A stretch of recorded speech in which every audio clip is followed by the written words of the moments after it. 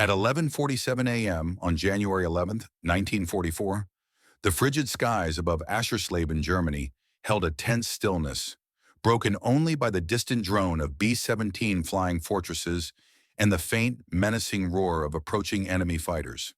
Major James Howard's P-51B Mustang cut a solitary path through the 24,000-foot altitude, its silver fuselage glinting faintly against the pale winter sun.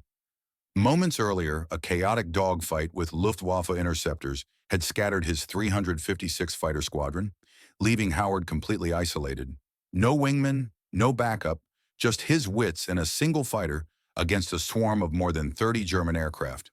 The enemy force included deadly Messerschmitt Bf-109s and rugged Focke-Wulf FW-190s, flown by some of Germany's most battle-hardened pilots, launching from bases less than 50 miles away with full fuel tanks and ammunition belts, ready to tear into the unprotected bombers below. Howard, 30 years old and seasoned by 70 combat missions, was no stranger to impossible odds. His flying career had been forged in the heat of the Pacific Theater with the legendary Flying Tigers, where he logged 56 sorties over Burma and China, downing 6 Japanese aircraft and earning a reputation for coolness under fire.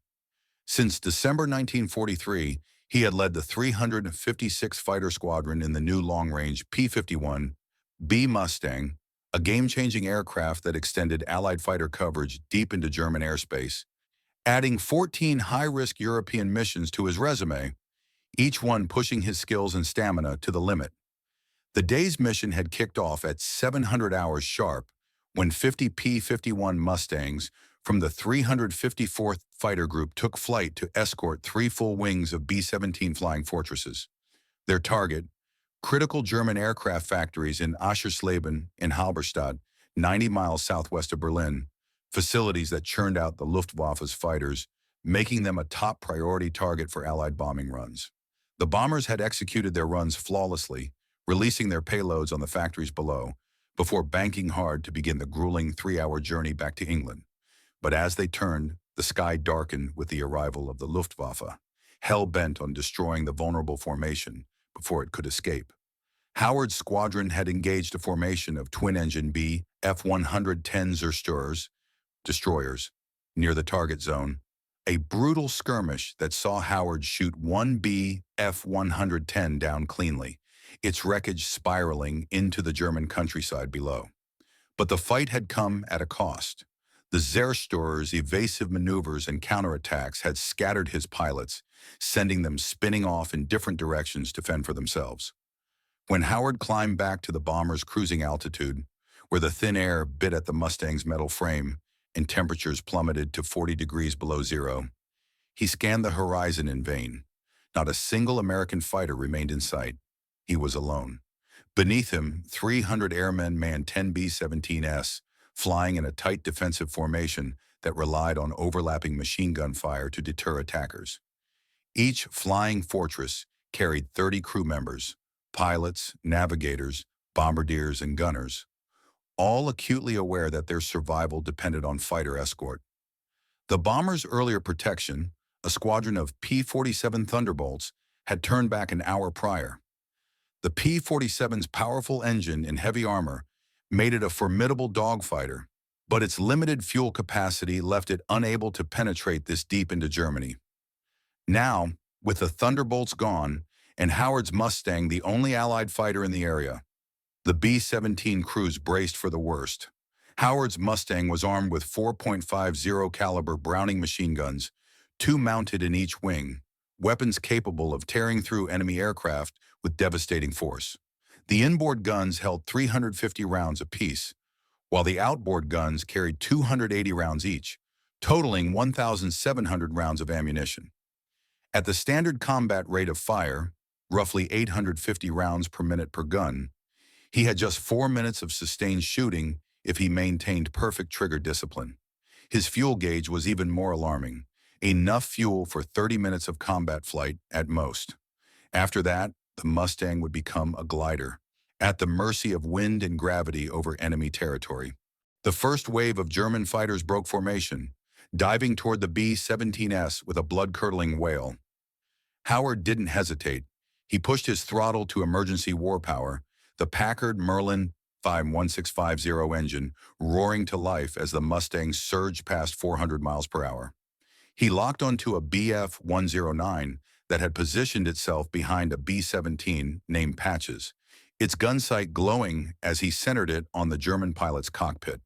With a squeeze of the trigger, he unleashed a 3-second burst, 75 rounds that tore through the BF-109's canopy, shattering the glass and striking the pilot. The German fighter rolled violently, inverted, and plummeted toward the ground, trailing a thick cloud of smoke and glycol coolant. Howard pulled into a punishing 6G turn to evade the next threat, his vision tunneling at the edges as blood rushed from his head, a phenomenon known as grayout that tested even the most resilient pilots. Two more BF-109s had already lined up for another pass, their guns tracking the lead B-17. Drawing on the Mustang's superior roll rate, one of its key advantages over the German fighters, Howard reversed direction, cutting inside their turn radius to gain the upper hand.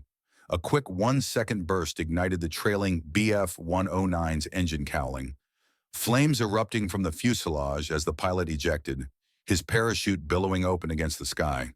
But the respite was brief. A formation of FW-190s, marked with bright yellow noses to signify an elite Luftwaffe unit, appeared from the north, their pilots scanning the sky for targets. They spotted Howard's lone Mustang immediately, recognizing the threat of a single skilled fighter and preparing to overwhelm him with coordinated attacks. As Howard's ammunition counter ticked downward, the odds stacked against him grew more daunting by the second. The Luftwaffe pilots were quick to adapt their tactics, a testament to their experience and training. They split their forces. Half would engage Howard directly, trying to shoot him down or drive him away, while the other half would target the vulnerable B-17S, a textbook strategy for overwhelming outnumbered escorts. For Howard, the choice was stark. He could engage the German fighters in a turning battle, using the Mustang's agility to defend himself, but that would leave the bombers exposed to attack. Or he could stay with the B-17S, enduring attacks from all angles without a wingman to cover his 6 o'clock position. In the end, the decision was easy. He'd been tasked with protecting the bombers, and he intended to honor that mission no matter the cost.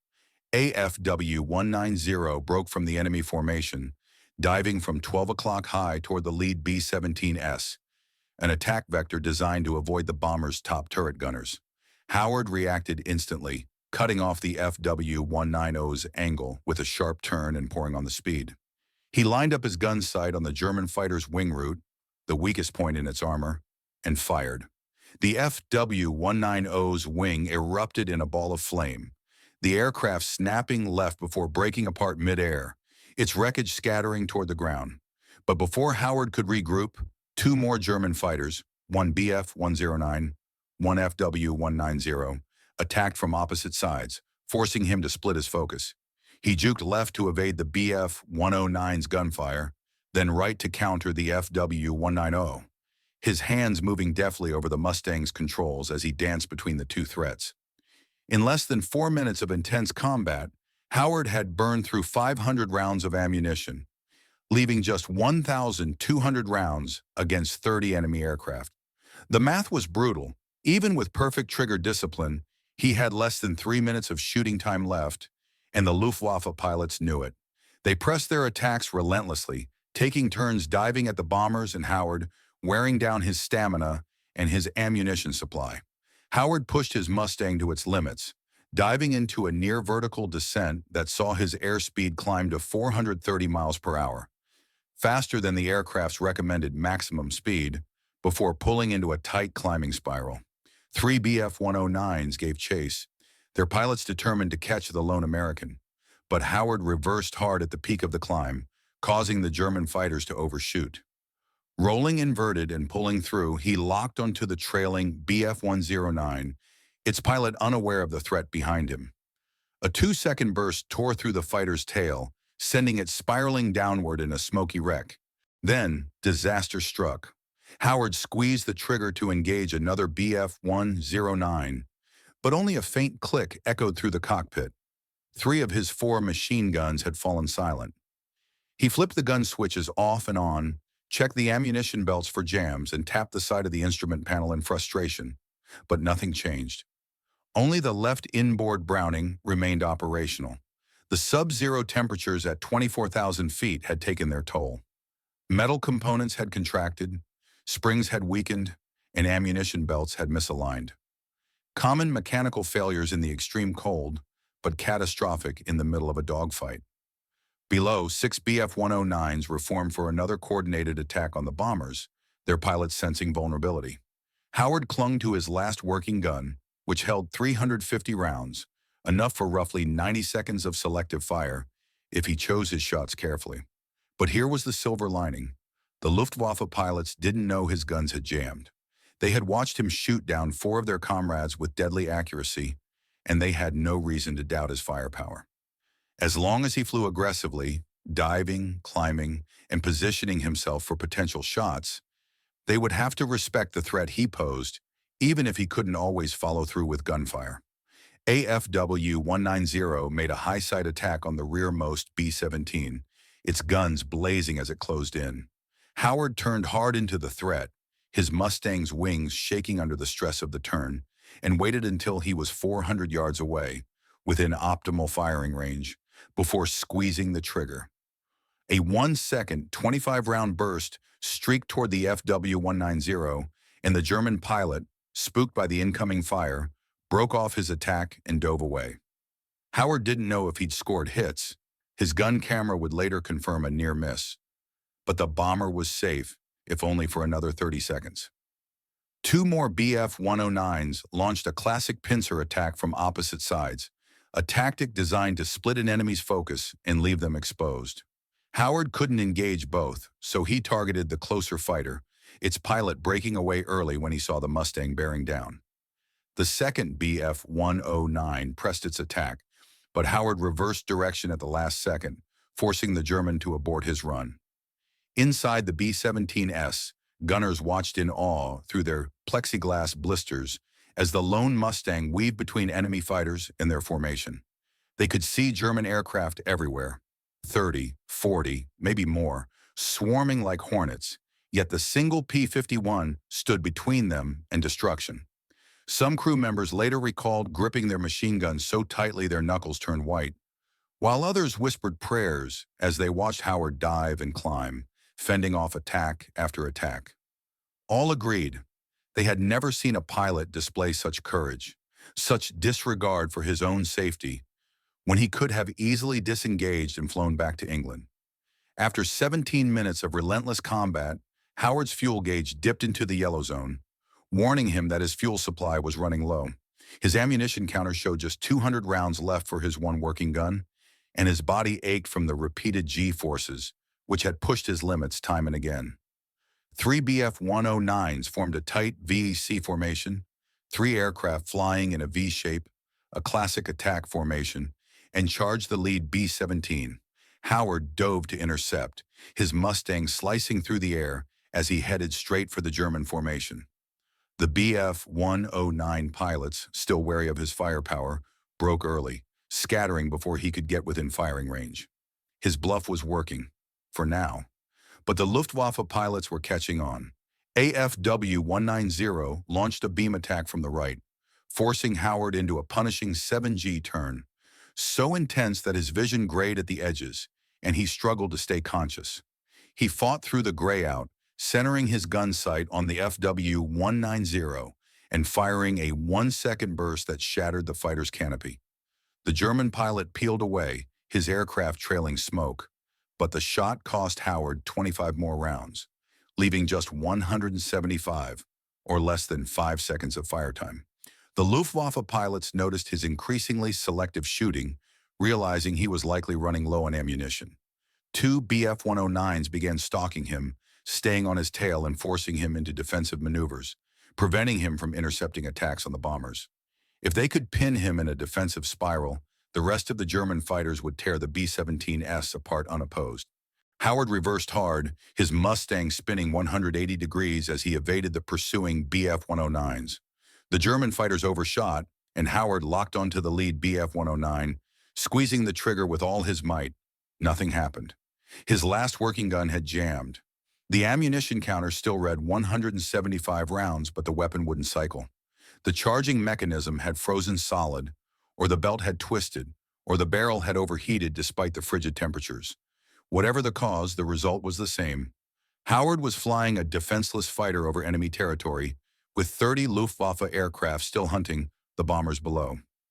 He was out of ammunition, outnumbered, and running out of time. The two Bf-109s trailing Howard didn't know his guns were useless. When he pointed his Mustang's nose directly at them, aggression oozing from every maneuver, they broke off their pursuit, banking hard to avoid what they assumed would be a deadly burst of gunfire.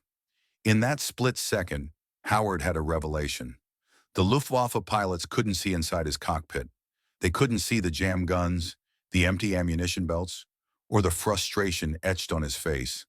All they knew was that this American pilot had been shooting with deadly precision for 20 minutes, and they had no reason to believe he was out of firepower. He could bluff his way through, using the threat of his reputation to deter the enemy, even without a single round left to fire. AFW-190 positioned itself for an attack on the left side B-17, its pilot lining up his gun sight on the bomber's fuselage. Howard reacted instantly, turning hard toward the German fighter and pouring on the speed, closing the distance to 300 yards, within firing range, or so the FW-190 pilot thought. Howard pointed his nose directly at the enemy aircraft, his hands steady on the controls, and held his course. The FW-190 pilot, spooked by the aggressive maneuver, broke off his attack immediately, diving away in a panic to avoid what he feared would be a head-on collision or a burst of .50 caliber fire. Howard didn't fire. He couldn't. But the threat alone was enough to save the B-17. He repeated the tactic again and again, turning the Mustang into a weapon of intimidation. Every time a German fighter lined up for a run on the bombers, Howard charged at it aggressively, nose pointed forward, his aircraft angled to mimic a firing position. One by one, the Luftwaffe pilots broke off their attacks. Some dove toward the ground, some turned away to regroup. None dared to press their assault when the Mustang bore down on them. He was defending 300 airmen with nothing but bold maneuvering, quick reflexes, and the reputation he'd earned in the fight's early minutes. A testament to his skill as a pilot and his understanding of enemy psychology. But the bluff came at a steep cost. Every hard turn, every aggressive intercept required full throttle, burning fuel at an unsustainable rate. His fuel gauge showed just 8 minutes of combat endurance left. After that, his only options were to bail out over Germany, where he would likely be captured or killed, or glide toward Allied lines. A near-death sentence at that distance from friendly territory. The German pilots began to sense weakness, noticing that Howard was threatening but not firing, that his bursts were shorter and less frequent than before. 3 Bf-109s launched a coordinated attack from different angles, high, level, and low, testing his resolve.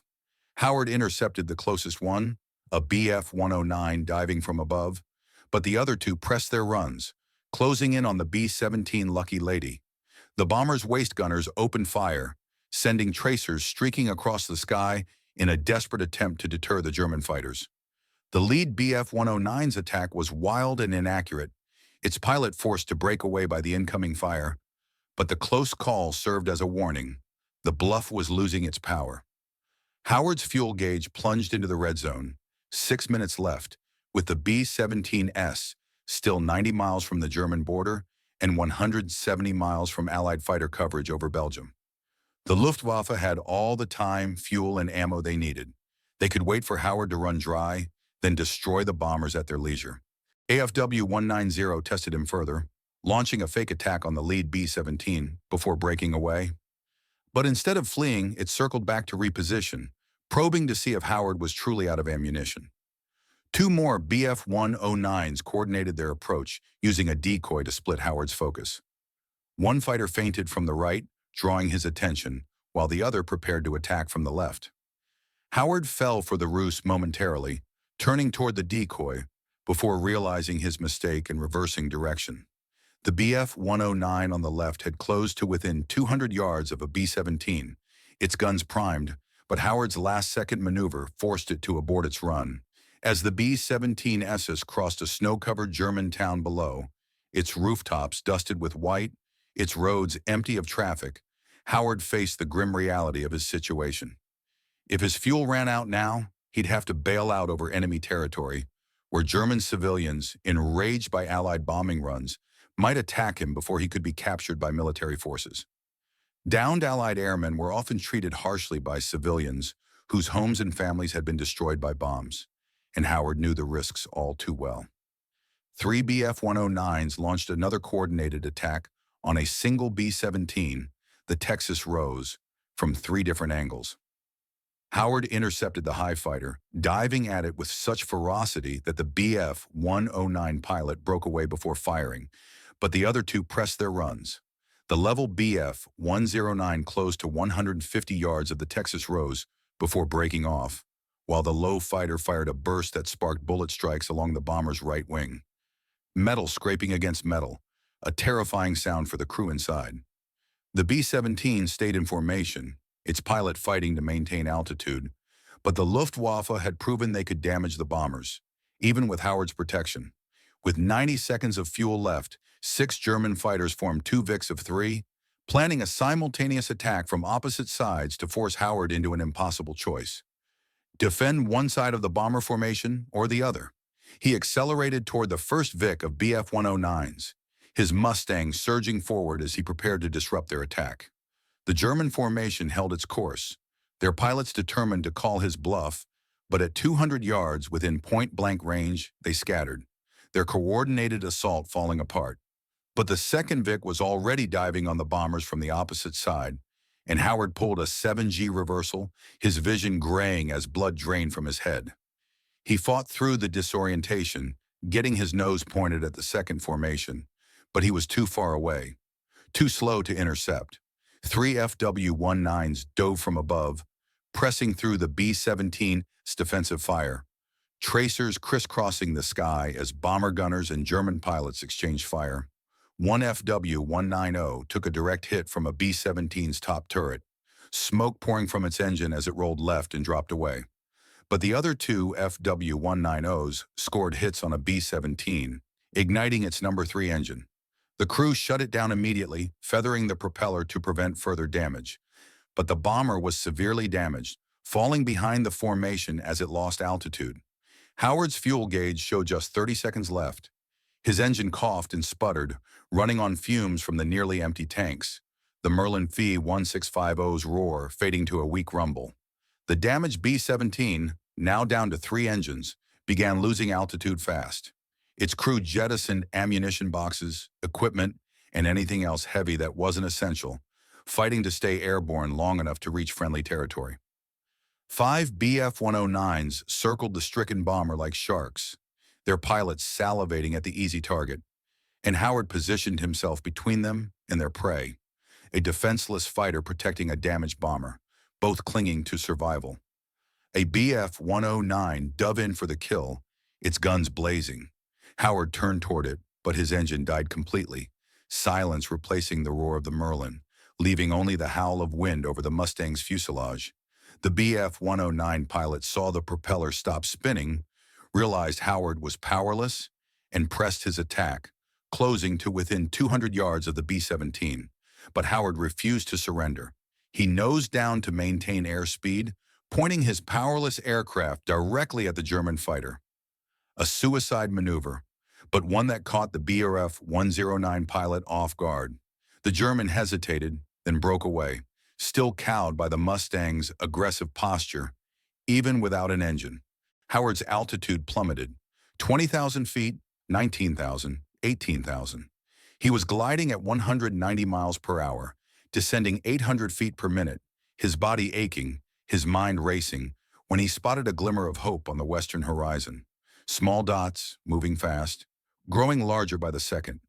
They resolved into 8 P-47 Thunderbolts, fresh from forward bases in Belgium, scrambled to relieve the bombers. The Luftwaffe pilots saw them too. 8 fully fueled, fully armed fighters closing fast, and scattered, fleeing east toward Germany, their chance to destroy the B-17S gone. After 30 minutes of nonstop combat, the battle was over. The B-17S were safe, but Howard wasn't out of danger yet.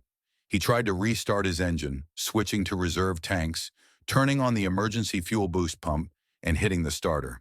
The propeller turned twice, the engine sputtered to life for 3 seconds, then died.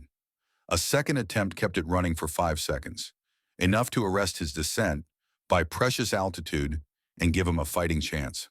The lead P-47 pilot radioed Howard, his voice crackling over the intercom, offering escort, and Howard reported his fuel crisis, his voice steady despite his exhaustion. 2 Thunderbolts stayed with the damaged B-17, while 6 formed up around Howard's gliding Mustang, protecting him as he descended toward Allied territory. As he crossed the Belgian border, safe from German fighters but still gliding, Howard tried the engine one last time. To his surprise, it caught, running rough but steady, drawing fuel from residual vapors in the lines and carburetor.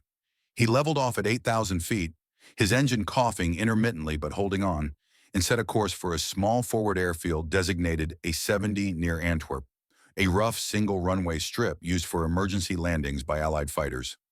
Trimming the Mustang for best glide speed, 175 miles per hour, Howard lowered his landing gear at 3,000 feet, the added drag steepening his descent.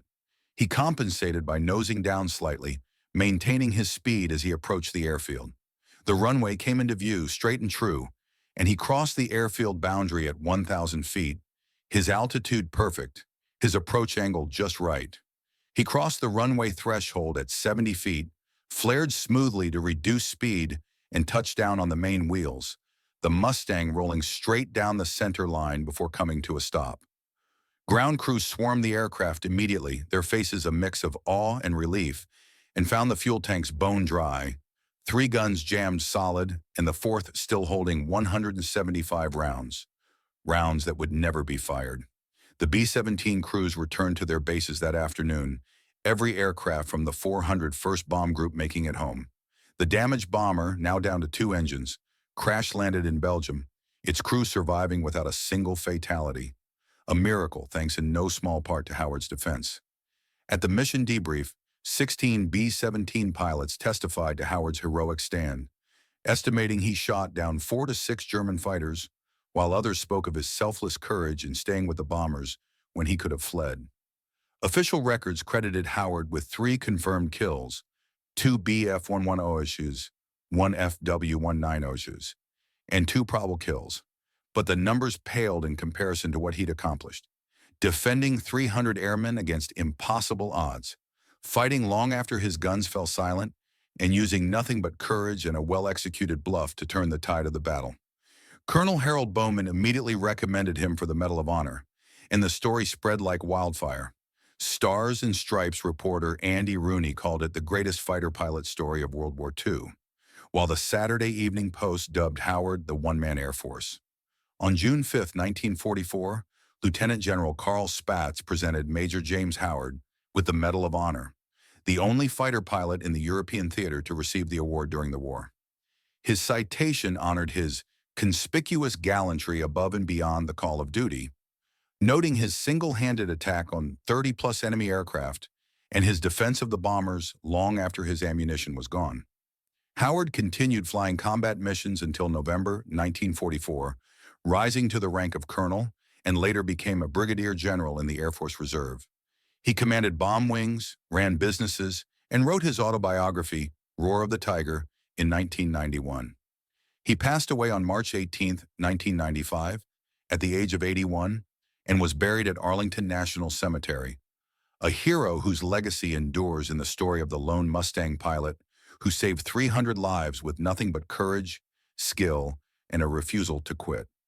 If this story moved you the way it moved us, hit that like button. Every like tells YouTube to share this forgotten hero's story with more people.